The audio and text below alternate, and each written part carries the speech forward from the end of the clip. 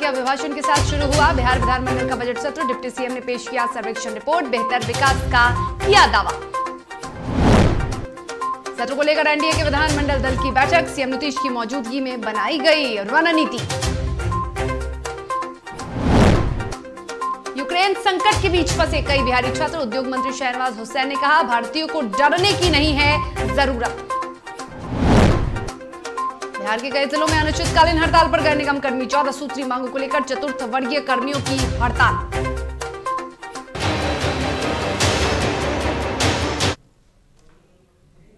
नमस्कार, आप देख रहे हैं डीटीवी भारत, मैं हूं आपके साथ शर्मिला चौहान। खबरों की शुरुआत करेंगे और चलिए सबसे पहले बात करते हैं बिहार विधानमंडल के बजट सत्र की। शुक्रवार को बिहार विधानसभा या यूं कहे बिहार विधानमंडल के बजट सत्र की शुरुआत हो गई। पहले दिन राज्यपाल फागू चौहान ने सत्र को संबोधित किया अपने अभिभाषण के साथ। विधानसभा और विधान परिषद को संयुक्त रूप से उन्होंने संबोधित किया और इस दौरान उन्होंने बिहार सरकार के कार्यों की जमकर सराहना की, उपलब्धियों का उल्लेख किया। इसी के साथ उन्होंने सीएम नीतीश कुमार की सरकार की जनहित और राज्य के विकास से संबंधित विभिन्न योजनाओं के बारे में जानकारी दी। राज्यपाल ने कहा कि न्याय के साथ विकास सरकार का मूल मंत्र है और अपने संबोधन में राज्यपाल ने यह भी कहा कि वर्तमान में भारत सहित पूरा विश्व कोरोना महामारी की तीसरी लहर से जूझ रहा है। कोरोना महामारी के कारण हमारा देश मार्च 2020 से प्रभावित है। विश्व के अनेक देश तो और ज्यादा समय से प्रभावित हैं और इस संकट की घड़ी में राज्य सरकार लोगों के साथ रही है। लेकिन कोरोना से बचाव तभी संभव है जब सभी लोग इसके प्रति सजग एवं सचेत रहेंगे और कोरोना से संबंधित सभी प्रकार के नियमों एवं दिशा निर्देशों का बखूबी पालन करेंगे।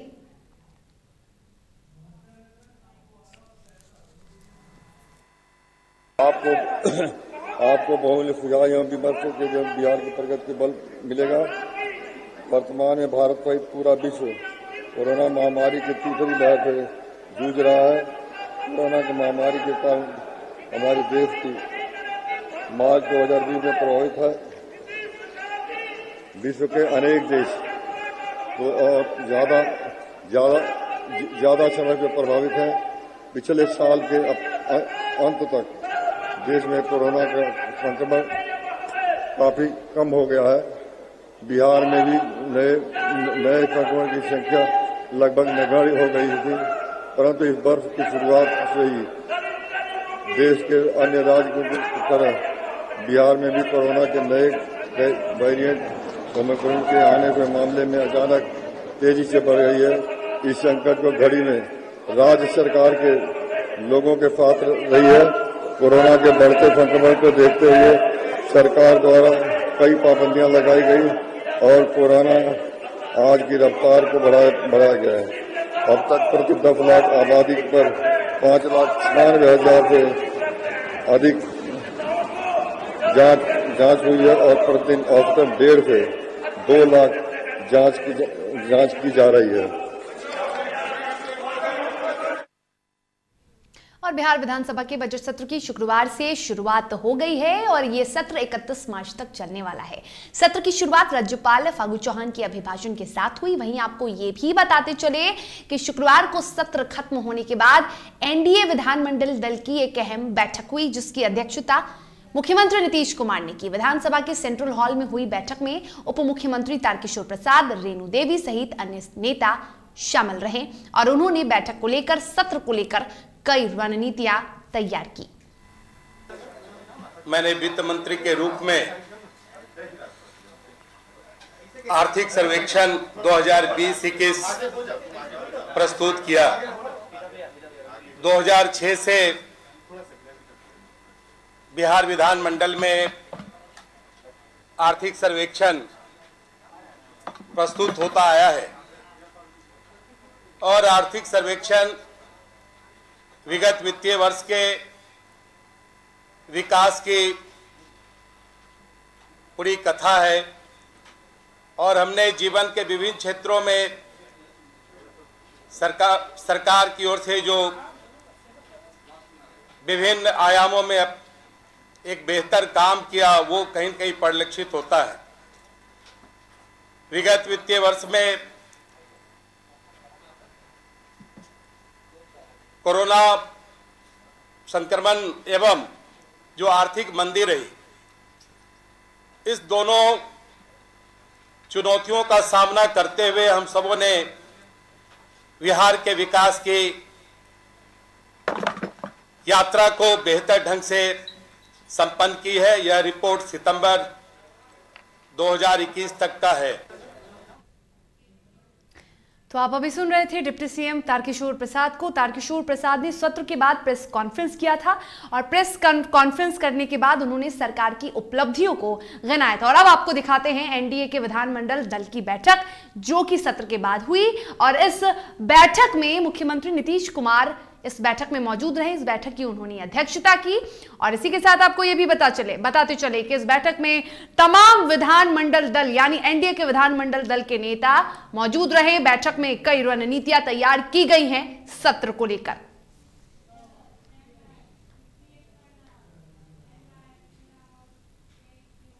बिहार प्रदेश कांग्रेस के निर्वाचन पदाधिकारी डॉक्टर नरेश कुमार ने संवाददाता सम्मेलन में कहा कि बिहार में बार बार महागठबंधन की वजह से खामियाजा भुगतना पड़ा है। अब डिजिटल मेंबरशिप को बढ़ावा देना होगा और ग्रामीण स्तर से बड़े शहरों तक लोगों को कांग्रेस से जोड़ने की कवायद करनी होगी। वहीं नीतीश कुमार पर निशाना साधते हुए कहा कि बिहार में रोजगार शून्य है और यहां लोगों को शराब तस्करी जैसे रोजगार में संलिप्त किया जा रहा है। और नीति आयोग का रिपोर्ट मैं बिहार प्रदेश के 18 जिलों में करीब 1685 किलोमीटर का दौरा करते करते पहुंचा हूं। एक बात देखने को मिली कि जिला कांग्रेस कमेटी और कांग्रेस और प्रदेश कांग्रेस कमेटी, इन तीनों के सहयोग से हर जिले के अंदर कांग्रेस वर्कर मिले, उनके अंदर जोश मिला और उनके अंदर एक पीड़ा मिली कि ये हम बार बार जो गठबंधन करते हैं उसकी वजह से हमें खामियाजा भुगतना पड़ता, वोट हमारी हैं और कुर्सी इनको मिलती।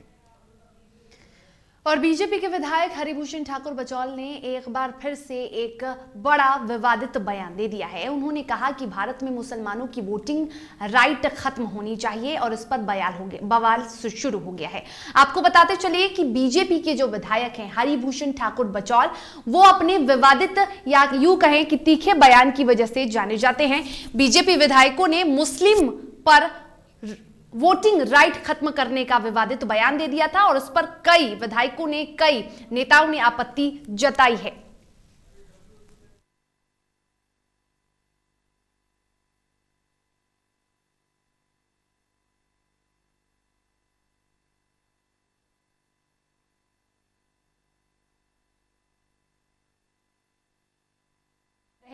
बीजेपी के विधायक हैं हरिभूषण ठाकुर बचौल और उन्होंने एक आपत्तिजनक बयान दिया। ये बयान उन्होंने दिया AIMIM के विधायक अख्तरुल ईमान के आरोप के बाद। उन्होंने साफ तौर पर यह कह दिया कि जिस तरह से एजेंडा बीजेपी चला रही है, ये आरोप लगाया है, तो मुसलमान भी अपना एजेंडा चला रहे हैं और पूरे विश्व को इस्लामिक स्टेट बनाने का एजेंडा चलाया जा रहा है। खासतौर पर उन्होंने मुसलमानों की वोटिंग राइट को खत्म करने को लेकर भी बयान दिया था। ये जो तस्वीर हम आपको दिखा रहे हैं, ये कांग्रेस विधायक की तस्वीर दिखा रहे हैं जिन्होंने इस बयान का विरोध किया था।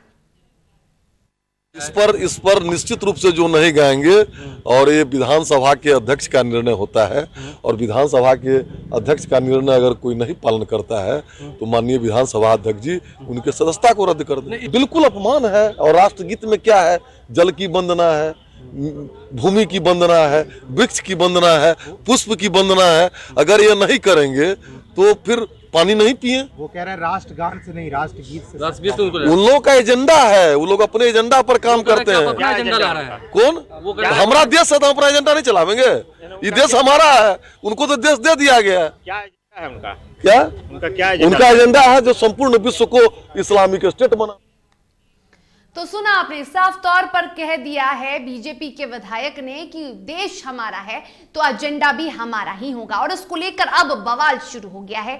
सबसे पहले कांग्रेस के विधायक ने इस पर प्रतिक्रिया दी और उसके बाद सत्ता पक्ष यानी कि एनडीए के घटक दल हमने भी इस पर प्रतिक्रिया दी है। आपको सबसे पहले बताते चले कि कांग्रेस के विधायक ने क्या कहा। शकील अहमद ने पलटवार किया है और कहा है कि यह बयान हास्यास्पद और असंवैधानिक है। जो व्यक्ति संविधान में जाकर ऐसे नफरत पैदा करने वाले बयान देता हो वैसे व्यक्ति की सदस्यता को रद्द कर देनी चाहिए विधानसभा से। वहीं हम के प्रवक्ता दानिश रिजवान ने भी कहा है कि यदि हिम्मत है तो हमें दोहरा दर्जा देकर आप दिखाइए। अब नाराजगी उनके बयान को लेकर शुरू हो गई है। मुसलमानों से मताधिकार छीनने की बात कहने वाले भारतीय जनता पार्टी के विधायक हरिभूषण ठाकुर बचौल मानसिक तौर पे विक्षुब्ध हो चुके हैं।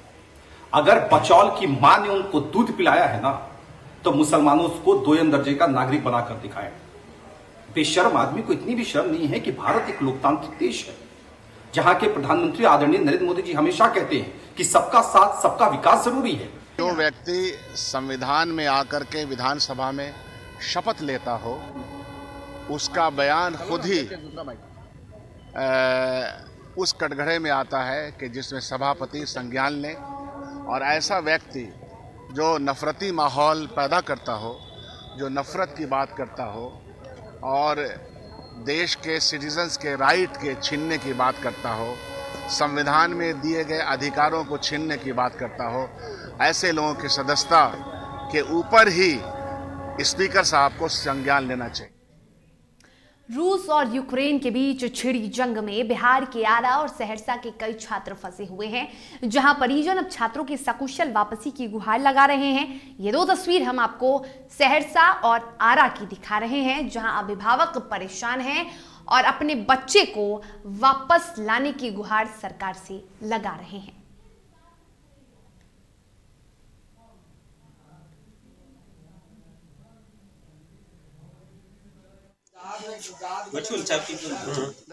परिजन चिंतित है, माता पिता चिंतित है। चिंता में इसलिए हैं क्योंकि उनके बच्चे जो अपना भविष्य संवारने के लिए यूक्रेन गए थे, लेकिन फिलहाल उनकी जिंदगी में खतरा हो चुका है, उनके जान पर बनाई है और इसको लेकर लगातार भारत सरकार से मदद की गुहार लगाई जा रही है इन माता पिताओं द्वारा। तो ये दो तस्वीर आपको सहरसा और आरा की दिखा रहे हैं।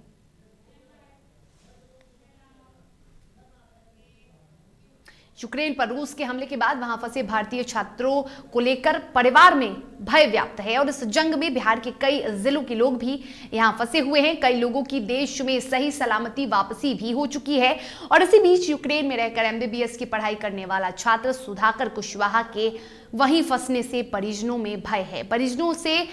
परिजनों ने सरकार से उनके सकुशल वापसी की गुहार लगाई है। यूक्रेन में पढ़ाई करने के लिए 24 नवंबर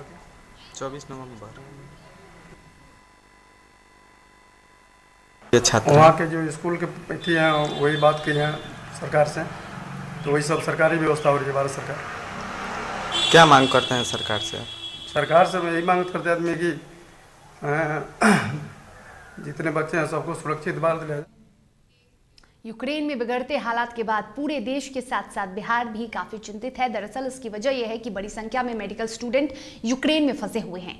कटिहार में वैसे करीब आधा दर्जन परिवार है जिनके बच्चे अब भी यूक्रेन में हैं।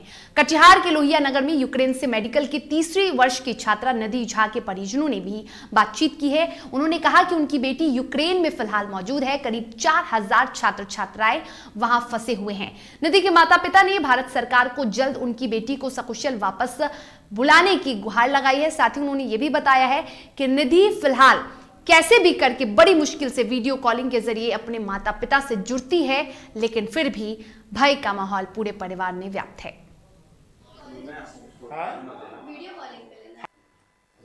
आज सुबह मेरी बात हुई है, वो बोली मम्मी चिंता मत करो, हम लोग जैसे भी यहाँ पे ठीक है फिलहाल, अभी उतना हम लोग चिंता नहीं करो। अब देखो गवर्नमेंट क्या स्टेप लेती है, बट मेरी गुजारिश है गवर्नमेंट जल्दी स्टेप ले तो ज़्यादा अच्छा रहेगा। जो भी डिसीजन ले थोड़ा जल्दी ले। यूक्रेन में खार्किव एक जगह है, वहाँ पर फंसी है। बातचीत रोज़ होती है, हाँ रोज़ बात हो रही है। 2 घंटा 3 घंटा पर तो 4 घंटा पर हम लोग कॉल कर ही रहे हैं। प्रयास तो कर रहे हैं सरकार, लेकिन अभी तक तो हम लोग कुछ देख नहीं रहे हैं। तब जो सही देखेंगे तभी तो पता चलेगा कि हाँ सरकार क्या स्टेप ले रही है, नहीं ले रही। यूक्रेन संकट में फंसे भारतीय छात्रों में कई छात्र बिहार के भी हैं जो लगातार सरकार से घर वापसी की गुहार लगा रहे हैं और उसको लेकर बिहार के उद्योग मंत्री शहनवाज हुसैन ने कहा कि केंद्र सरकार यूक्रेन की स्थिति पर लगातार नजर बनाए हुए है। पल पल की स्थिति पर भारत सरकार की निगाह है। भारतीय छात्रों को और भारतीय नागरिकों को यूक्रेन से बाहर जल्द निकाला जाएगा। इसके लिए सरकार प्रतिबद्ध है, किसी भी भारतीय को डरने की जरूरत नहीं है। साथ ही शहनवाज हुसैन ने छात्रों को अपना पासपोर्ट साथ में रखने की हिदायत भी दी है। जो छात्र हैं उसमें बिहार के भी बहुत से छात्र हैं। देखिए, भारत सरकार ने निर्णय कर लिया है पूरी तरह जो छात्र यूक्रेन में फंसे हुए हैं, वो जो बगल के देश हैं उनमें वो आए और भारत सरकार अपने खर्चे पर उन सारे छात्रों को लेकर आएगी। पहले भी नरेंद्र मोदी जी की मिसाल रही है, जब यमन में भी वॉर हो रहा था, वॉर के बीच में युद्ध को रोककर वहां से भारतीयों को लाने का काम भारत की वायुसेना ने। खबरों के सफर में वक्त हो चला एक छोटी सी ब्रेक। ब्रेक के बाद खबरों के साथ जल्द हाजिर होंगे।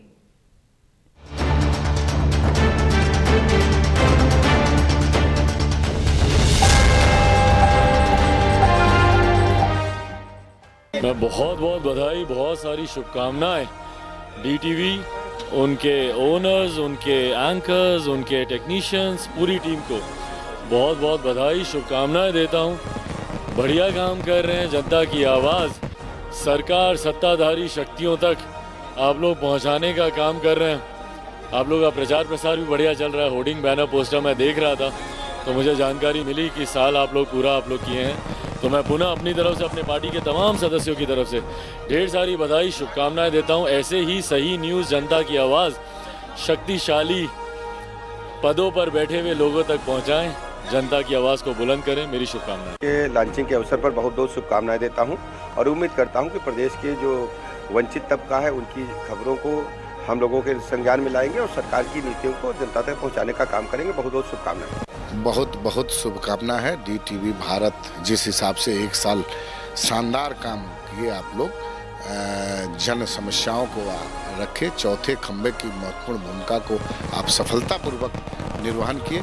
मैं आपके और पुनः आपके माध्यम से सभी आपके दर्शक को ढेर सारी शुभकामनाएं देता हूँ। डीटीवी भारत तो मेरे अंदर है। अंदर कहने का सेंस ये है कि डीटीवी भारत एक ऐसा चैनल आज के समय में उभर करके आया जो जनता की पसंद बन गया है। और जनता का पसंद बनने का मूल कारण ये है कि किसी भी खबर को सबसे पहले पहुंचाने का कार्य कर रही है, क्योंकि इनके संवाददाताओं की संख्या भी बहुत अधिक है और हर दृष्टिकोण से इनका मैं तो आपके ऑफिस में भी गया हूँ और देखा हूँ कि हर तरह की टेक्नोलॉजी की मशीनें लगी हुई हैं, जिससे कि आपका प्रदर्शन, आपका वक्तव्य बहुत अच्छे ढंग से आप ब्रेकिंग न्यूज के रूप में जो चलाते हैं, सबसे पहले खबर, ये सब है। ये सब गुण होने के चलते निश्चित रूप में जनता की पसंद है। मैं सब डीटीवी भारत को आपके माध्यम से ही आप ही को आपके स्थापना दिवस के अवसर पर हार्दिक शुभकामनाएं देता हूं। साथ ही जनमानस से ये निवेदन करता हूं कि डीटीवी भारत का अवलोकन निश्चित रूपेण करें। अगर सबसे पहले न्यूज की खबर आपको चाहिए तो डीटीवी भारत को अवश्य दें। डीटीवी को बहुत बहुत बधाई देता हूं और शुभकामनाएं प्रकट करता हूं कि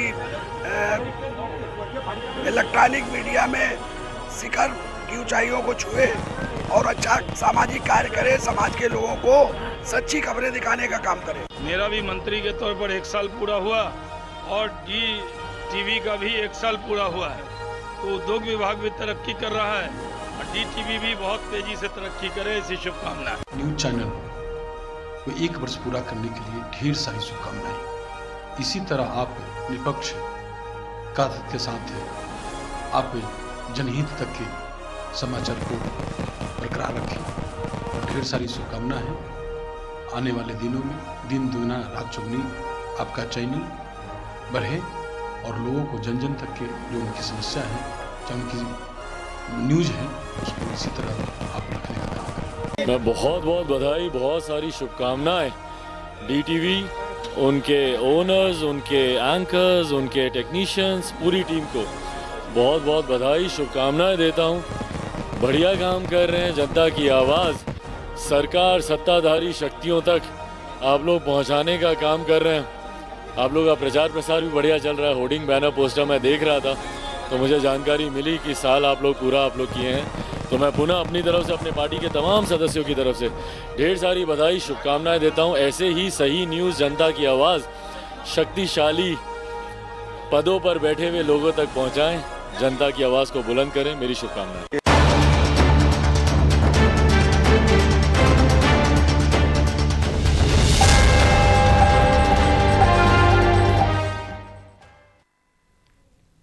और ब्रेक के बाद एक बार फिर से आप सभी का स्वागत है।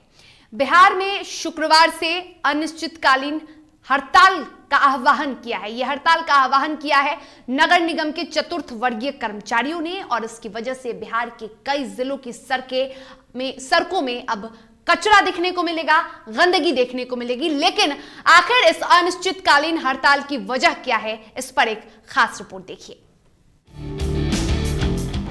फिर बदहाल होगी लोगों की जिंदगी, क्या सड़कों पर निकलना फिर होगा दुभर, सफाई को लेकर फिर होगी समस्या, कूड़े कचरे के बीच बिगड़ेंगे हालात।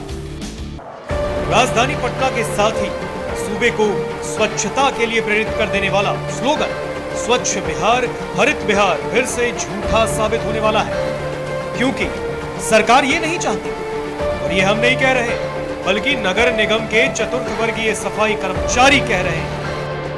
नगर पालिका कर्मचारी एक नीडी है। नगर पालिका प्रशासन कभी नहीं चाहता कि हम प्रशासन को सहयोग नहीं करें, लेकिन प्रशासन हमेशा चला है। दरअसल बीते मंगलवार को सफाई कर्मियों ने वेतन वृद्धि, स्थायीकरण और ठेका प्रथा के विरोध समेत 15 सूत्री मांगों को लेकर सूबे के सभी निगम कार्यालय में धरना प्रदर्शन किया और नगर निगम प्रशासन के खिलाफ हल्ला बोला। प्रदर्शन कर रहे चतुर्थ वर्गीय सफाई कर्मियों ने मांगों को नहीं माने जाने पर 25 फरवरी से अनिश्चितकालीन हड़ताल पर जाने की धमकी दी थी। वहीं 25 फरवरी तक मांग पूरी नहीं होने पर सफाई कर्मियों ने अनिश्चितकालीन हड़ताल शुरू कर दिया और निगम प्रशासन की वादा खिलाफी के विरोध में निगम कार्यालय के बाहर नारेबाजी भी की।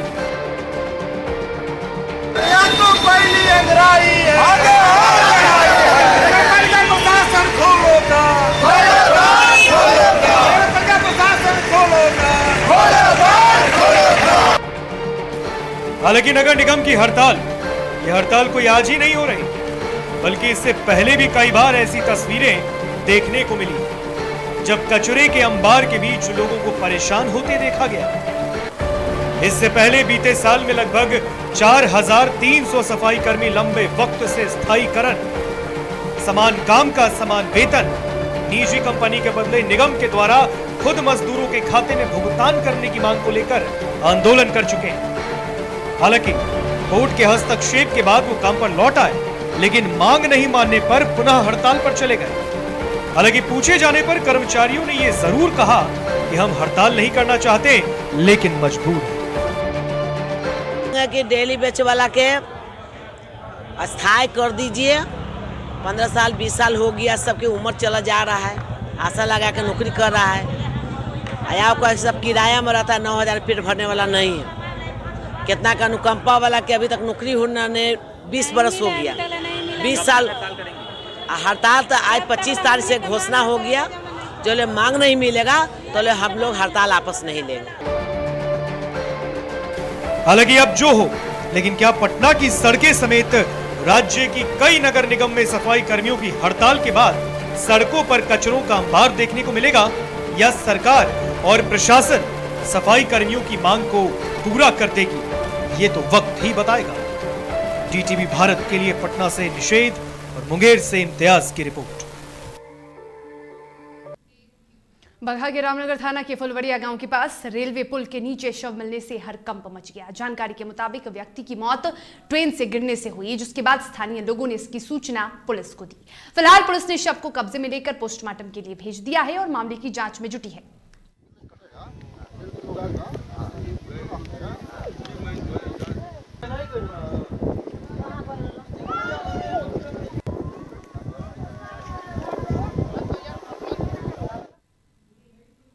मोकामा थाना क्षेत्र के डॉक्टर टोली में कुएं से एक युवक का शव मिलने से सनसनी फैल गई। मृतक की पहचान स्थानीय निवासी करण कुमार के रूप में हुई है, जिसकी सूचना पाकर मौके पर पहुंची पुलिस ने शव को कब्जे में लिया और पोस्टमार्टम के लिए भेज दिया और मामले की जांच में जुटी है। सच्चे रिपोर्ट बना के अपना बचने के लिए हम पर ऐसी फिल्म की है, लेकिन वो घर में बंद रहा था। मुंगेर में बिजली विभाग द्वारा प्रीपेड मीटर लगाए जाने के विरोध में एनसीपी श्रमिक प्रकोष्ठ के प्रदेश अध्यक्ष संजय केसरी ने कला परिसर स्थित शहीद स्मारक के पास एक दिवसीय अनशन सत्याग्रह कार्यक्रम का आयोजन किया और उस मौके पर संजय केसरी ने कहा कि प्रीपेड मीटर नहीं लगाने वाले उपभोक्ताओं को बिजली विभाग चोर समझना बंद करे। कमीशन राशि सुशासन सरकार के मंत्रियों ने चाइनीज कोरोना के। गोपालगंज में पुलिस सप्ताह समारोह के दौरान थाने पहुंचे एसपी ने वृक्षारोपण किया। कार्यक्रम के दौरान स्कूली छात्रों को एसपी ने सम्मानित भी किया। उत्कृष्ट कार्य को लेकर थानेदार को भी सम्मानित किया गया। वहीं इस कार्यक्रम में उपस्थित डीटीवी भारत के संवाददाता प्रदीप को भी एसपी आनंद कुमार और हथुआ एसडीपीओ ने प्रशस्ति पत्र देकर सम्मानित किया। नुक्कड़ और नाटक का आयोजन और सम्मान समारोह का आयोजन, इस तरह से तमाम कार्यक्रम आयोजित किए जा रहे हैं। और आज इसी क्रम में भोरे थाना में आज एक रंगोली प्रतियोगिता का आयोजन था, जिसमें बच्चों के द्वारा रंगोलियां बनाई गई और उसमें विभिन्न प्रकार के सामाजिक विकास के जो नारे थे और जो मैसेज था, संदेश था, वो दिया गया। और इस क्रम में 6 विद्यालय के बच्चों को। कटिहार में बिहार पुलिस सप्ताह के दौरान शराब मुक्त समाज बनाने के लिए सहायक थाना पुलिस ने जागरूकता अभियान चलाया और इस दौरान काफी तादाद में लोग उपस्थित रहे।